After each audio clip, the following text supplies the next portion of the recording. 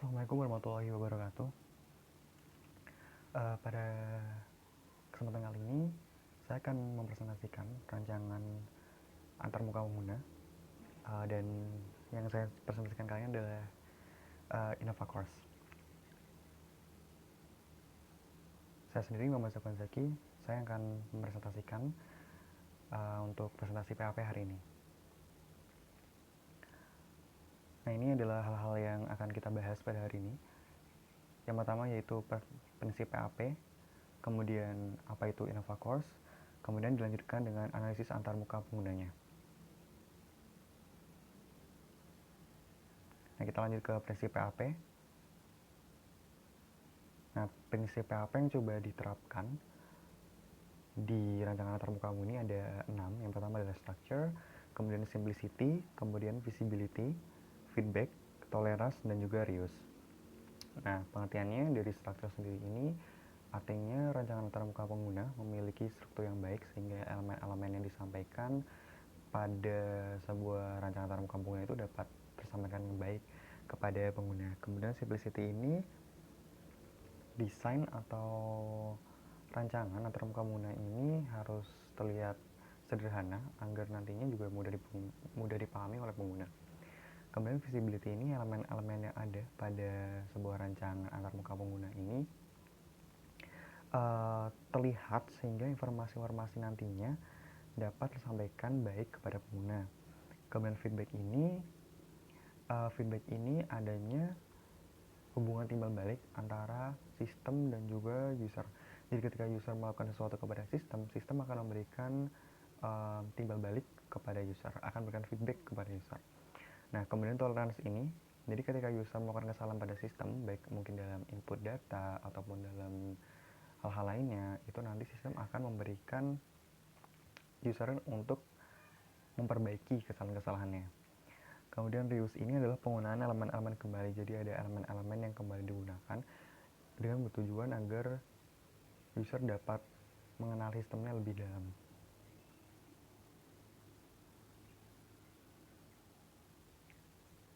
Misalnya apa itu Innova Course? Nah, jadi Innova Course ini dia pada dasarnya adalah sistem informasi pengolahan bimbingan belajar. Kenapa sih dibuat Innova Course? Yang pertama adalah kita ingin memberikan kemudahan kepada 3 pihak. Yang pertama adalah pengelola, kemudian siswa, dan juga kemudian kepada tutor. Nah, pengelola di sini adalah bimbingan belajar. Jadi mungkin kita bahas lewat siswa dulu. Jadi bimbingan belajar kan lumayan populer di Indonesia sekarang ini. Bukan hanya sekarang ini, tapi sudah mulai dari tahun-tahun sebelumnya. Karena dinilai bimbingan belajar ini dapat memberikan keuntungan yang lebih kepada siswa karena bimbingan belajar memberikan materi yang lebih mendalam dari sekolah. Orang tua sering menganjurkan atau memasukkan anak-anaknya untuk mengikuti bimbingan belajar karena ya tadi dinilai bimbingan belajar itu memberikan keuntungan lebih, siswa jadi lebih paham dan sebagainya. Nah, tapi seiring dengan berkembangnya zaman globalisasi, orang lebih ingin semuanya didigitalisasi. Orang lebih ingin semuanya lebih simpel dan efisien. Oleh karena itu, Innova Course ini dibuat untuk memudahkan ketiga pengguna tadi, yaitu pengelola, siswa, dan juga tutor. Di siswa sendiri, nanti kan ketika kita mendaftar bimbel biasanya, kita harus datang ke bimbelnya, kita mengisi formnya, banyak banget gitu kan, kertas-kertas yang ada data-data yang diperlukan gitu. Nah, dengan adanya Innova Course ini, siswa nggak perlu nih datang ke bimbelnya, kemudian mengisi form di sana dan melakukan segala administrasi di sana. Sekarang siswa hanya perlu duduk di rumah kemudian mengisi secara online. Nah, kemudian tutor juga begitu. Ketika tutor ingin mendaftar sebagai tutor, maka tutor nggak perlu datang ke bimbelnya langsung gitu kan, cukup duduk di rumah kemudian mengisi form yang diperlukan, kemudian dia nanti sudah terdaftar sebagai tutor.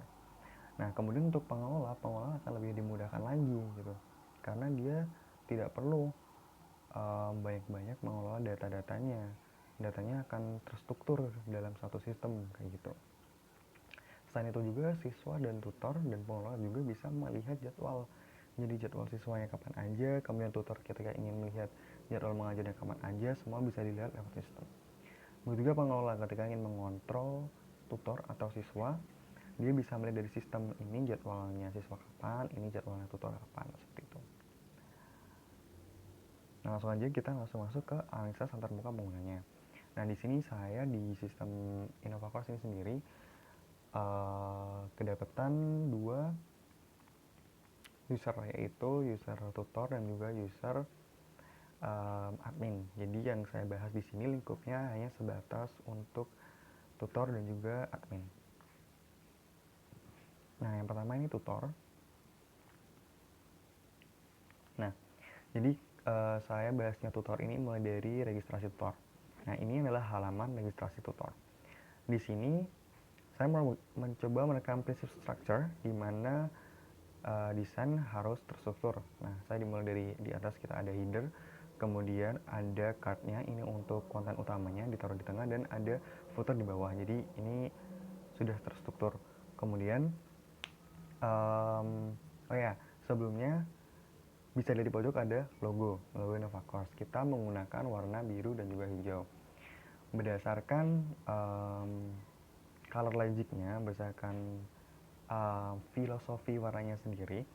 Kenapa kita memilih warna biru dan hijau? Yang pertama, warna hijau itu karena memberikan keseimbangan gitu. Jadi kita ingin keseimbangan yang didapatkan pendidikan oleh siswa.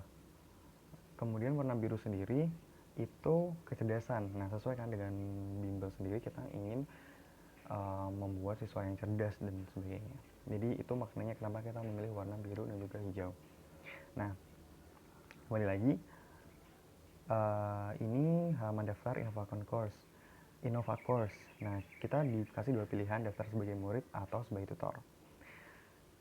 Di bawahnya sudah punya akun atau sudah punya akun kemudian masuk sekarang. Jadi ketika sudah punya akun bisa klik masuk sekarang. Nah, tapi kita karena bahas registrasi tutor, kita nanti memilih tutor. Di headernya ada beranda program tentang kami masuk dan daftar. Di pojok kanan atas itu ada button masuk dan button daftar yang nanti juga akan mengarah ke halaman ini. Nah, ini ketika user memilih registrasi sebagai tutor, di daftar sebagai tutor, nanti dia akan muncul halaman ini. Nah, selain konsep struktur tadi yang diterapkan, di sini kita menerapkan juga prinsip reuse, di mana kita menggunakan elemen-elemen kembali. Pertama jelas headernya sama, kemudian juga logonya InnovaCourse sama, footernya sama, dan peletakan strukturnya juga sama. Penggunaan button daftarnya juga sama. Nah, yang pertama daftar akun tutor. Di sini kontennya kita mengisi field nama lengkap, email, nomor telepon, kata sandi, dan konfirmasi kata sandi. Nah, jadi ini data awal tutor ketika ingin mendaftar. Ini bukan nama lengkap, email, nomor telepon, kata sandi, dan konfirmasi kata sandi. Kemudian jika sudah mengisi, nanti akan mengklik daftar. Di kata sandi dan konfirmasi kata sandi itu, dia di input fieldnya ada logo mata tapi dicoret. Nah, itu artinya kalau dicoret berarti nanti sandinya bentuknya nanti akan kayak bulat-bulat gitu. Jadi tidak bisa terlihat karakternya. Kalau diklik nanti dia akan terlihat. Jadi fungsinya seperti itu. Nah, ketika akan klik daftar, nanti akan beralih ke halaman verifikasi OTP. Jadi ketika tidak hanya tutor, murid juga ketika ingin mendaftar, ketika ingin mendaftar harus sudah mengisi di halaman tadi, nanti akan ada OTP yang masuk ke nomor telepon yang sudah diberikan oleh user, tutor ataupun murid. Nanti akan masuk ke HP kita. Nah, nanti kodenya dimasukkan ke sini. Kita menggunakan prinsip apa di sini? Reuse, ada InnovaCourse, kemudian headernya sama, footernya sama, kita menggunakan elemen kembali, dan juga structure, dan juga penggunaan simplicity. Jadi di sini bisa dilihat sederhana, tapi memang fungsinya karena hanya untuk verifikasi OTP.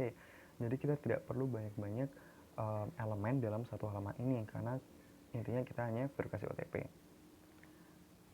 Kemudian dimasukkan Ketika sudah diverifikasi, nanti masuknya ke halaman data tutor. Nah, di sini tutor mengisikan data-data tutor, yang tambah jenis kelamin, provinsi, kemudian kota dan kecamatan. Itu semua drop down. Bisa dilihat ada icon segitiga terbalik, itu maksudnya drop down, biar nanti user tahu kalau oh ini drop down, nanti user bisa milih di sana. Kemudian alamat detail itu seperti RT di mana, kemudian mungkin gang berapa, jalan apa dan sebagainya. Kemudian pendidikan terakhir, jadi pendidikan terakhir nanti ini drop down juga, pilihannya itu dari D3 sampai dengan S2, dipilih sesuai dengan pendidikan terakhir tutornya apa. Kemudian program, nah program ini adalah program yang ingin diajar oleh tutor. Nah, jadi di Innova ini ada beberapa macam program, salah satunya bisa dilihat di sini ada SD. Jadi form preferensi jenjang kelas dan mata pelajaran ini akan sesuai dengan SD. Maksud saya dengan program. Jadi ketika programnya SD, dia akan menampilkan kelas SD dan mata pelajaran yang ada di SD. Jadi sesuai dengan value yang ada di dropdownnya nanti. Kita lihat. Nah, ketika SMP dia keluarnya SMP dan juga mata pelajaran SMP. Kemudian ketika SMA dia juga keluarnya SMA dan mata pelajaran SMA. Nah, mata pelajaran ini hanya mata pelajaran yang diujiankan nasional, ujian nasional. Jadi kita referensinya dari situ.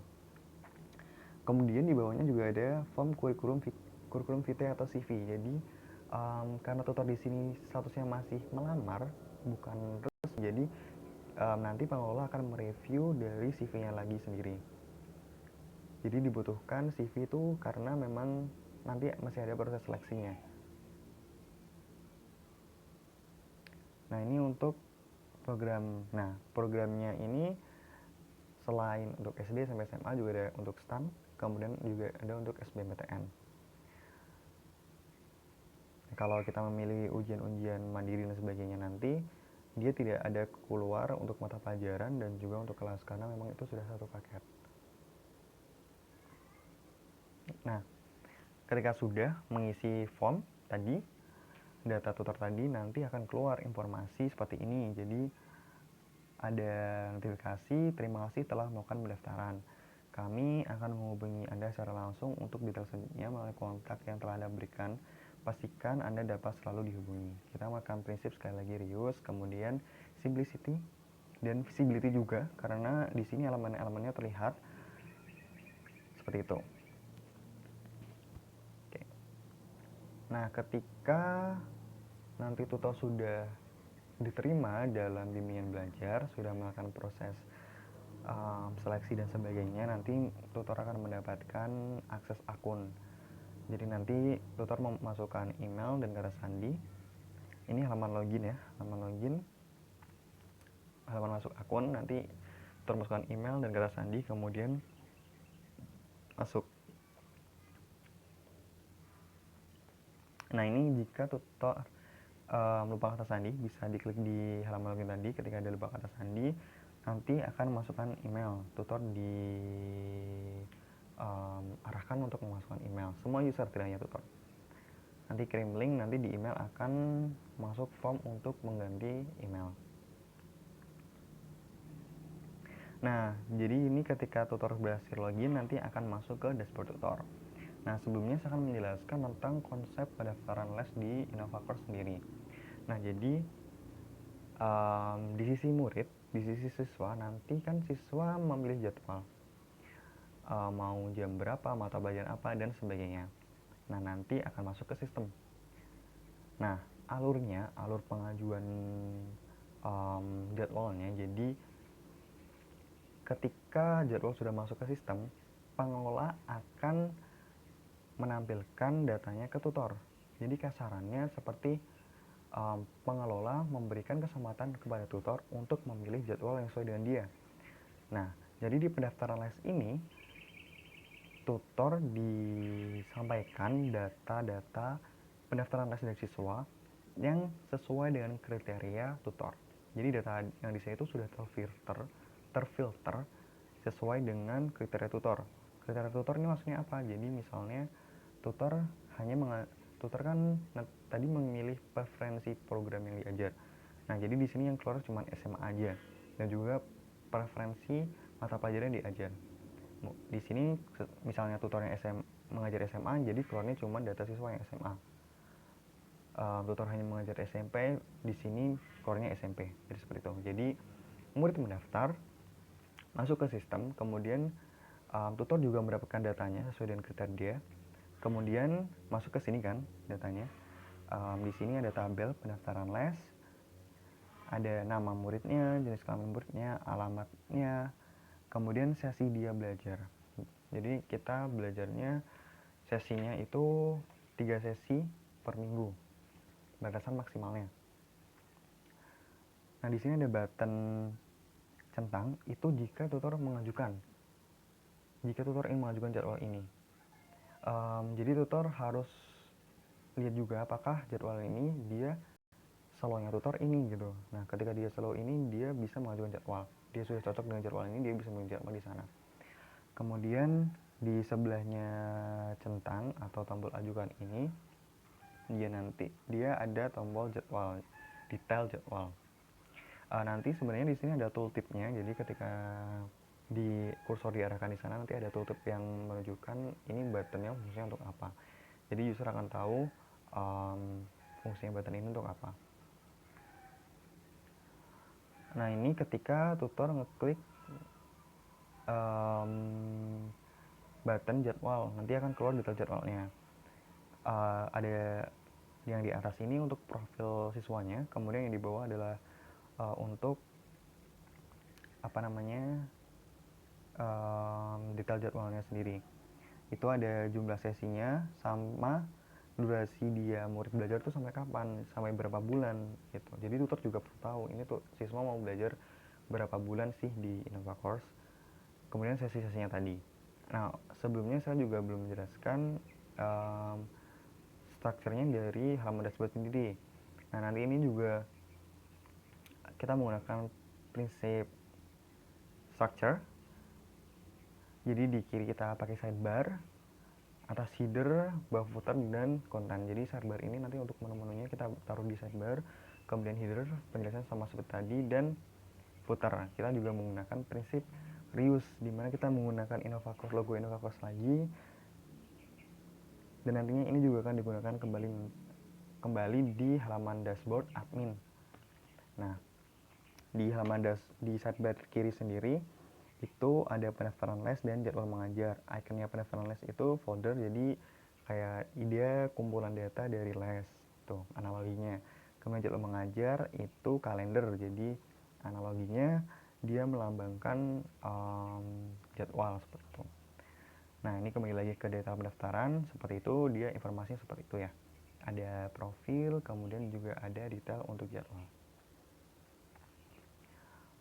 Nah, ini ketika kita kembali lagi ke awal, misalnya tutor akan mengajukan jadwal, dia ngeklik yang tombol centang tadi, akan muncul seperti ini. Ini merupakan konsep feedback. Jadi ketika user mengklik sesuatu, ada timbal balik dari sistemnya. Jadi ini feedbacknya. Jadi ketika tutor mengklik, nanti akan muncul alert apakah Anda yakin mengajukan pengajuan, batal atau ya lanjutkan. Ketika diklik ya lanjutkan, dia jadwal telah diajukan seperti itu. Nah, jadi ketika tutor tadi sudah mengajukan jadwalnya, nanti jadwal masuk ke dashboard admin, direview oleh admin apakah sudah sesuai, apakah sudah memenuhi kriteria dan sebagainya. Nanti admin menyetujui. Ketika jadwal sudah disetujui, nanti akan masuk ke jadwal mengajar. Nah, ini jadwal mengajar adalah jadwal pengajuan dari tutor tadi yang sudah disetujui. Jadi nanti akan keluar datanya seperti tadi.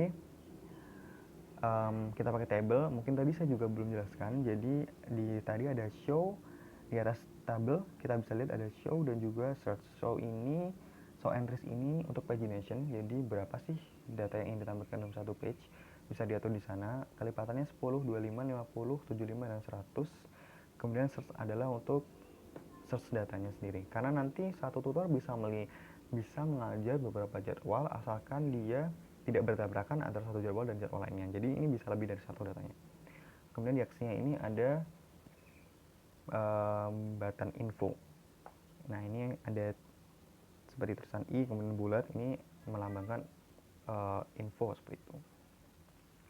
Nah jadi ketika diklik info, keluar data seperti ini, sama dengan data yang di daftar pengajuan les tadi, cuman di sini ditambah dengan foto muridnya, kemudian juga detail email dan juga nomor HP.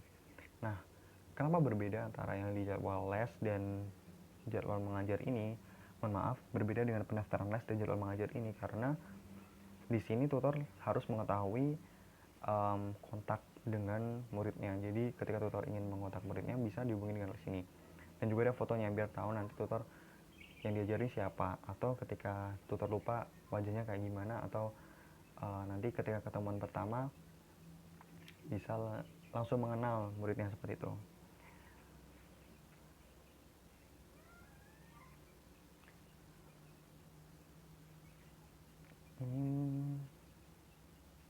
Nah ini ketika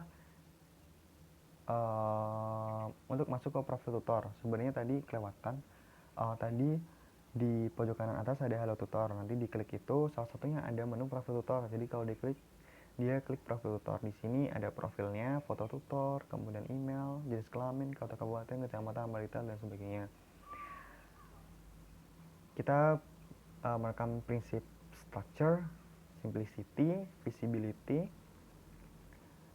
kemudian feedback. Feedbacknya di sini adalah ketika klik ubah profil, nanti akan masuk ke halaman edit profil, dimana di sini akan menjadi input field untuk tiap-tiap informasi detail profilnya. Seperti itu. Kemudian jika sudah diedit, kemudian diklik simpan. Nah ini untuk ubah kata sandi. Jadi di atas tadi ada juga menu untuk ubah kata sandi. Di pojok kanan atas ada nanti menu ubah kata sandi. Nah nanti ketika tutor ingin mengubah kata sandi, bisa memasukkan kata sandi lama, kata sandi baru, dan konfirmasi ketulisan baru, kemudian klik ubah kata sandi. Nah sekarang kita masuk ke halaman dashboard admin.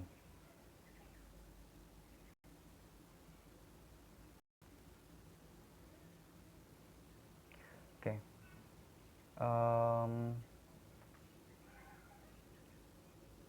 Nah ini untuk halaman dashboard admin. Nah ketika admin masuk, nanti akan langsung masuk ke halaman dashboard admin.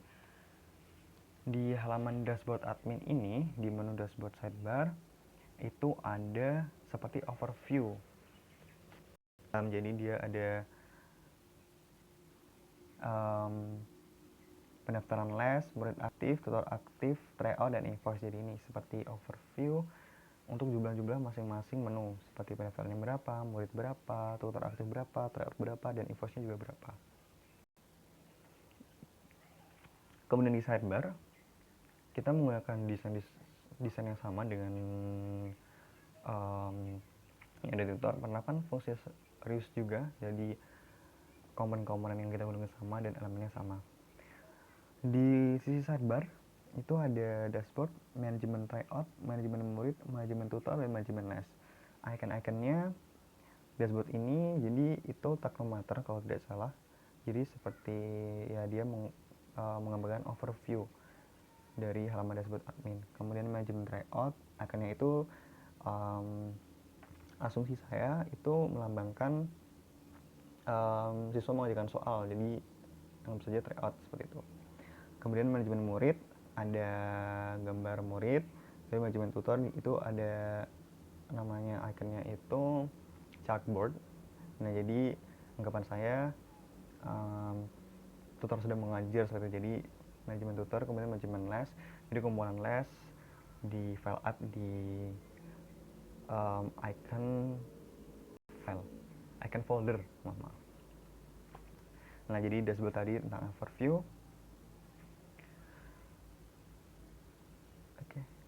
Nah, ini masuk ke manajemen tryout. Nah, jadi admin ini juga bisa menambahkan tryout di sini. Nah, ini daftar tryout. Nah, di tabel yang ini kita menggunakan fitur tadi pagination dan juga ada search. Jadi di sini menampilkan daftar-daftar tryout yang ada. Jadi ada informasinya, ada nomor, nama tryout, jumlah soal, kategori, dan juga aksi.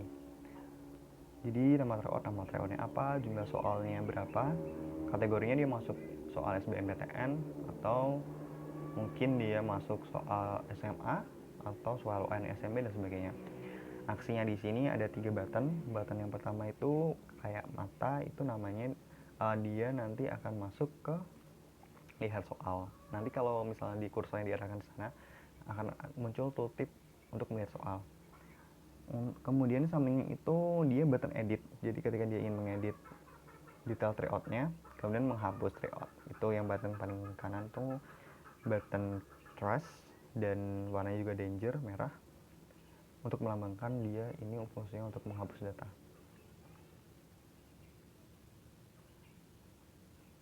Nah, ini ketika klik tambah tryout di atas tabel tadi, dia ada button tambah tryout kan. Nah, ketika tambah tryout dia akan masuk ke sini. Jadi dia memasukkan nama tryout, soal, dan kategori. Kategorinya drop down. Jadi ketika dipilih nanti akan muncul drop down seperti ini. Ada SD, SMA, SBMPTN, STAN, TOGM, CPNS, dan juga komputer. Sudah pilih dan dimasukkan datanya, nanti langsung akan masuk ke halaman tambah soal. Oke, nah di tambah soal ini admin bisa menambahkan soalnya secara manual atau unggah soal. Jadi kalau secara manual nanti dia nanti memasukkan satu-satu, habis ini saya akan ajukan. Kemudian kalau nggak soal, dia nanti akan mengimport file Excel yang ada template-nya. Sebenarnya di bawah nggak soal ini ada link download untuk mendownload template-nya. Jadi ketika unggah soal menggunakan Excel itu ada template-nya. Tapi mohon maaf, sepertinya ini tidak terekspor. Jadi miss di sini. Jadi sebenarnya di bawah unggah soal ini Anda bisa menambahkan soal dan seterusnya, itu nanti akan ada link download template-nya. Jadi ketika ketika admin akan menambahkan soal, jadi dia menggunakan template-nya nggak bisa sembarangan. Jadi ada template-nya yang nanti akan download di sini, kemudian diunggah seperti itu. Nah, ini kita ingin unggah soal unggah soal, ini nanti choose file, kemudian file dipilih, kemudian klik upload. Nah, ini ketika dia menambahkan soal secara manual. Ketika klik di manual, di button yang hijau, ketika klik tambah, nanti akan muncul seperti ini. Jadi kita masukkan nomor soal, mungkin nggak kelihatan ya. Nomor soal, kemudian juga gambar soal, kemudian juga soalnya, kemudian pilihan jawabannya A, B, C, D, E, kemudian jawaban dan bahasan. Nah, ini untuk soal dan jawaban pembahasan kita menggunakan text editor. Jadi karena kan soal itu memang ada soal matematika, fisika dan sebagainya yang membutuhkan mungkin simbol-simbol tertentu dan model penulisan tertentu. Jadi di sini di text editor ini bisa melakukan hal tersebut gitu. Jadi nanti nggak masalah misalnya ada kuadrat, kemudian ada pembagian dan sebagainya. Jadi kenapa kita menggunakan text editor di sana? Nah, ketika sudah menambahkan soalnya, nanti akan muncul ke daftar soal. Seperti ini, jadi ada soalnya, gambarnya, itu nanti akan kelihatan jika ada gambarnya, kemudian pilihan jawaban pembahasan, dan aksinya. Dia bisa seperti di daftar TO tadi, fungsi reuse juga, prinsip reuse juga, ada edit dan juga hapus. Button edit dan juga button hapus.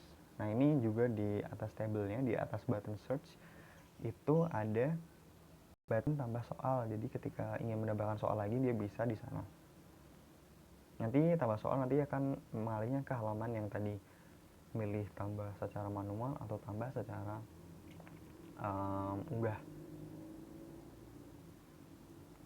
Nah, ini untuk daftar murid aktif. Kita beralih ke menu sidebar bawahnya, yaitu manajemen murid. Nah, di sini ada 3 status dalam murid itu. Ada yang aktif, belum aktif, dan tidak aktif. Yang aktif ini dia adalah murid yang sudah aktif. Dia sudah melakukan pembayaran pada jadwalnya, makanya dia statusnya aktif dan sudah diverifikasi oleh admin. Informasinya ada nama siswanya, jenis kelaminnya, alamat, statusnya. Dia aktif, kita menggunakan button hijau, artinya dia sudah aktif gitu ya. Kemudian bukti pembayarannya nanti akan ngelink file. Kemudian aksinya itu ada info dan juga button danger. Sudah pernah kita pakai di halaman-halaman sebelumnya, jadi kita akan menggunakan prinsip kris juga. Oke, kemudian ini ketika klik info nanti akan masuk ke data profilnya. Jadi ketika admin ingin melihat info muridnya, sudah terlihat detail profilnya dan juga jadwalnya dia kapan aja, jadwal les dia kapan aja kayak gitu. Nah ketika ini belum aktif, ini daftar murid belum aktif. Nah jadi dia statusnya belum aktif, pembayarannya belum terverifikasi. Sebenarnya di sini bukti pembayarannya, ketika dia belum membayar, tulisan file di sana di bukti pembayaran itu nanti tulisannya akan belum upload dengan button merah. Nah ini ditampilkan di sini adalah yang sudah upload. Nanti admin di buttonnya, di aksinya nanti klik tombol warna hijau yang ada centangnya untuk memverifikasi pembayaran apakah sudah sesuai dengan akun yang masuk ke banknya dan dengan bukti pembayaran yang diupload oleh siswa.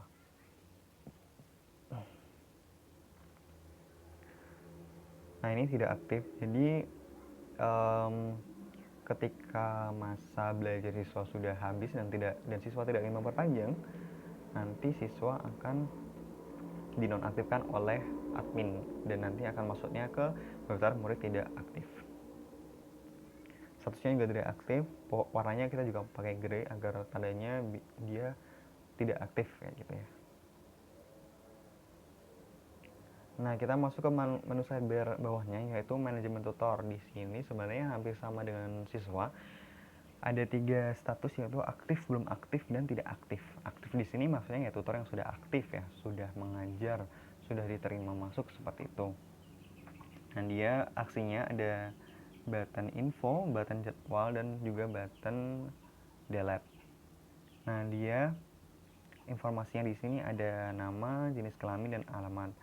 Ini saya sepertinya miss lagi, entah kenapa tidak terekspor untuk button search dan juga pagination-nya. Ini mohon maaf. Nah ini ketika klik detail profilnya akan muncul seperti ini. Nah ini untuk ketika detail jadwal. Nah informasinya hampir sama dengan jadwal-jadwal sebelumnya, ada nama dan sesi dan sebagainya. Di sini ada aksi nonaktifkan. Jadi ketika pembelajaran berlangsung akan ada komunikasi antara admin dan juga kepada siswa ataupun orang tua siswa di luar sistem. Jadi ketika dirasa review dari siswa tidak nyaman dengan tutornya, maka jadwalnya akan langsung dinonaktifkan oleh admin. Itu untuk konsep review dan sebagainya itu di luar sistem. Jadi di sini admin bisa mengaktifkan jika memang ada feedback dari orang tua siswa atau siswa sendiri yang mungkin kinerja tutornya kurang, jadi ingin ganti tutor seperti ini itu. Ini nanti oleh admin dinonaktifkan di sini. Nah ini untuk status tutor yang belum aktif. Nah ini ketika tadi misalnya dia sudah daftar, tapi dia belum melakukan seleksi apapun yang ada di luar sistem. Jadi di sini masuknya ke daftar tutor belum aktif. Di sini ada nama tutor, kemudian jenis kelamin dan informasi lainnya. Statusnya belum aktif. Kemudian buttonnya seperti itu. Warnanya itu melambangkan dia masih belum aktif gitu. Kemudian file CV-nya, aksinya ada info dan juga checklist. Jadi dia menyetujui tutor ketika sudah melakukan seleksi di luar sistem. Di sini penerapan prinsipnya kita menggunakan reuse, kemudian juga structure. Karena sidebar-nya sama ya, mohon maaf, dashboard-nya sama dengan admin, jadi Strukturnya ada header, kemudian footer, kemudian sidebar, dan juga kontennya di tengah. Ini untuk yang tidak aktif. Nah, ini hampir sama dengan yang daftar siswa tidak aktif tadi. Informasinya ada nama, jenis kelamin, alamat, statusnya ada tidak aktif seperti itu. Buttonnya kita penggunaan warna grey biar dia kelihatan tidak aktif gitu ya. Kesan tidak aktif kepada usernya. Kemudian aksinya ada button info. Penggunaan button yang sama lagi, prinsip reuse. Nah, ini kita masuk ke menu sidebar terakhir, yaitu manajemen les. Nah, manajemen les ini ada dua, yaitu pendaftaran murid dan pendaftaran murid dan pengajuan tutor. Jadi pendaftaran murid ini admin bisa melihat pendaftaran murid yang baru masuk dari murid. Semua nanti akan masuk di sini. Informasinya hampir sama dengan tabel-tabel yang lain. Ada nama, program, dan sesi. Kemudian aksinya ada detail. Jadi bisa melihat detail jadwalnya. Nah, ini detail profilnya. Bisa dilihat ada profil, kemudian juga jadwalnya. Nah, ini untuk yang pengajuan tutor. Jadi ketika tutor tadi di dashboard tutor, seperti yang saya jelaskan tadi, ketika tutor mengajukan jadwal, nanti akan masuk ke sini kan. Masuknya ke sini, ke pengajuan les tutor. Direview lah oleh admin, apakah dia sudah sesuai atau belum. Dicocokkan dengan admin mengklik button detail. Nah, di sini tutor bisa, admin bisa melihat apakah pengajuan tadi sesuai dengan jadwal aktif yang dimiliki tutor. Jadi di compare oleh admin apakah jadwal yang diajukan tadi tidak tabrakan nih dengan jadwal aktif tutor. Nah, jika tidak, nanti disetujui seperti itu. Kalau tidak, tadi ada button cancel, artinya tidak menyetujui. Oke. Ini bisa dilihat di pojok kanan atas, itu ada profil, ubah kata sandi, dan keluar. Hampir sama dengan di dashboard tutor tadi. Ini ketika klik profil, munculnya seperti ini. Ada nama lengkap, nomor telepon, dan email. Kita memang tidak menggunakan foto untuk admin. Nah, ini kita menggunakan simplicity, karena informasinya juga cuma 3 yang ditampilkan. Ada nama lengkap, nomor telepon, dan email. Simplicity-nya kontennya kita pakai card, kemudian untuk membatasi antara nama lengkap, nomor telepon, dan email, dan dengan datanya itu kita pakai garis gitu. Nah, ini ketika, mohon maaf, tadi sebenarnya ada button edit yang kelihatan ya. Nah, kalau klik button edit tadi nanti akan jadi input field seperti itu. Diedit, kemudian kalau sudah disimpan. Nah, ini untuk ubah kata sandi. Seperti itu tadi, ada kata sandi lama, kata sandi baru, konfirmasi kata sandi baru, dan nanti ubah kata sandi. Nah, jadi sekian presentasi saya tentang rancangan antarmuka pengguna Innova Course. Semoga dari presentasi ini dapat saya jelaskan dengan jelas. Teman-teman dapat memahami tentang sistem Innova Course, dan nantinya mohon maaf apabila ada kesalahan. Terima kasih. Wassalamualaikum warahmatullahi wabarakatuh.